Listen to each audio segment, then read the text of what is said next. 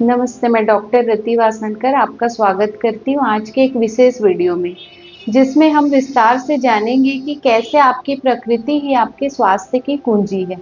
पिछले वीडियो में हमने जाना कि आयुर्वेद के अनुसार हर व्यक्ति की एक विशेष दोष प्रवृत्ति होती है और उसी के अनुसार तय होता है कि कौन सा आहार आपके लिए सही है, कौन सा गलत।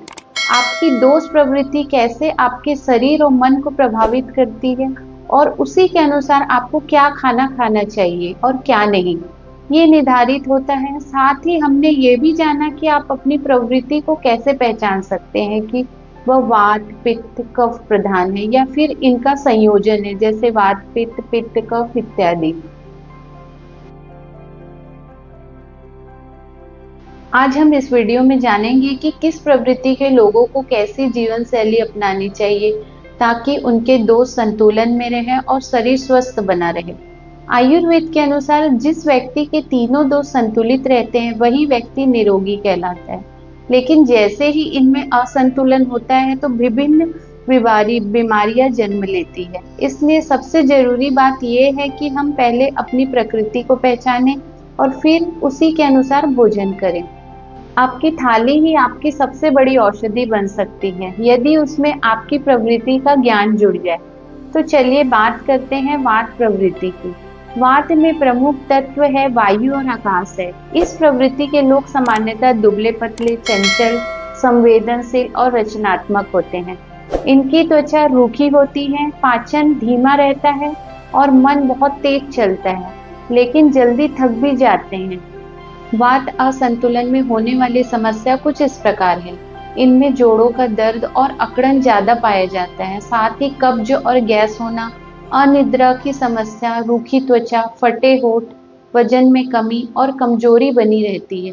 थकान, कंपन और स्नायु यानी लिगामेंट विकार अधिकतर देखे जाते हैं।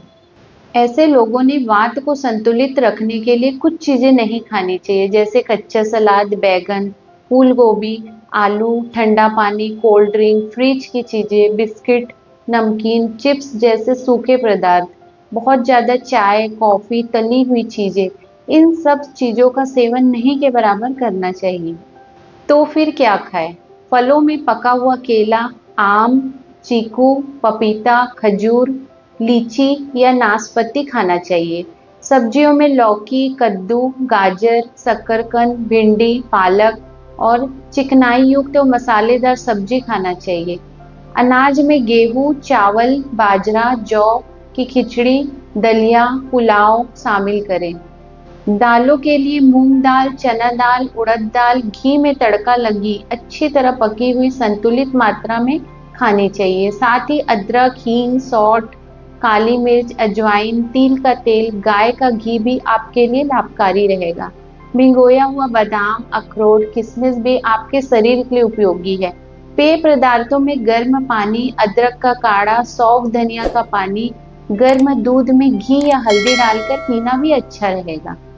अब बात करते हैं पित्त प्रवृत्ति के लोगों की। पित्त में प्रमुख तत्व होते हैं अग्नि और जल। ये लोग तीव्र बुद्धि, नेतृत्व क्षमता, तेज पाचन के लिए जाने जाते हैं, लेकिन जलन, गुस्सा और त्वचा की समस्या इनके लिए आम होती है। पित्त असंतुलन से होने वाली समस्या कुछ इस प्रकार है: तेज एसिडिटी, जलन, अल्सर, अधिक पसीना आना, शरीर में दुर्गंध, त्वचा की समस्याएं जैसे रैसेस, खुजली, बाल झड़ना, आंखों में जलन, जल्दी गुस्सा आना और उच्च रक्तचाप का बने रहना। पित्त प्रवृत्ति के लोगों को क्या नहीं खाना चाहिए? टमाटर, पालक, सरसों का साग, अधिक मात्रा में लाल मिर्च, सिरका, अचार, कॉफी, बहुत गर्म और तीखा और तेल युक्त भोजन, शराब, सॉफ्ट ड्रिंक और तले हुए पदार्थ। पित्त संतुलन के लिए आहार में लेना चाहिए फलों में खीरा, अनार, तरबूज, सेब, नाशपाती, अमरूद, नारियल, अंगूर, बेलफल, गुलकंद। सब्जियों में लौकी, तुरई, पत्ता गोभी, ककड़ी, सलजम, पानी वाली और ठंडी सब्जी लें। अनाज में ओट्स, जौ, चावल, साबुत गेहूं, उपमा, दलिया, पतली खिचड़ी लें। दालों में मूंग दाल, मसूर दाल, पनीर, दही, छाछ उपयोगी है। मसालों में धनिया, सौंफ, हल्दी, जीरा और तेल में नारियल तेल, गाय का घी उपयुक्त रहेगा। ड्राई फ्रूट में किशमिश, खजूर, थोड़े से बादाम, भीगे हुए, सूखा नारियल। पेय पदार्थों में बेल शरबत, ठंडा दूध, गुलकंद वाला दूध, नारियल पानी और सौंफ का पानी। अब बात करते हैं कफ प्रवृत्ति की। कफ में प्रमुख तत्व होते हैं जल और पृथ्वी। इस प्रवृत्ति के लोग स्थिर, सहनशील और मजबूत शरीर वाले होते हैं, लेकिन इन्हें मोटापा, सुस्ती और बार-बार सर्दी जुकाम जैसी समस्या होती है। कफ के असंतुलन से होने वाली समस्या है वजन बढ़ना, आलस्य आना, धीमा पाचन होना, बलगम, खांसी, बार-बार जुकाम होना, तेली त्वचा, मुहासे, साथ ही थायराइड, डायबिटीज और हार्मोनल समस्या। कफ संतुलन के लिए क्या खाएं?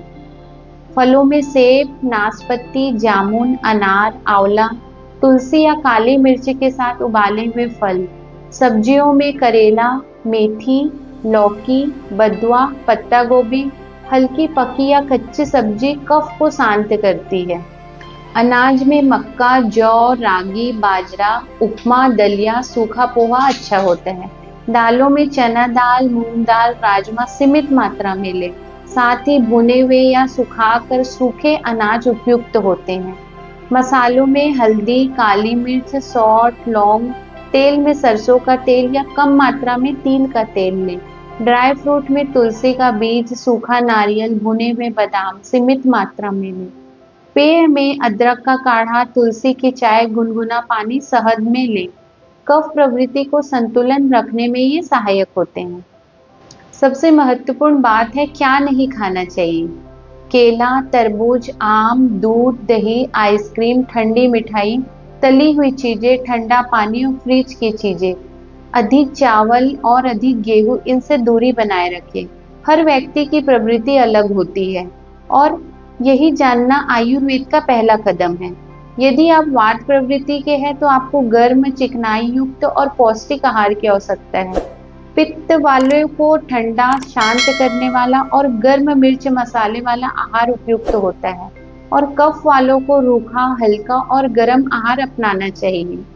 याद रखिए, सही भोजन ही सबसे बड़ा उपचार है। आपके खाने की थाली में यदि आपकी प्रकृति का संतुलन शामिल हो तो दवा की जरूरत ही नहीं पड़ती। शरीर स्वयं अपनी चिकित्सा करना जानता है, बस उसे अनुकूल वातावरण और सही आहार चाहिए। धन्यवाद।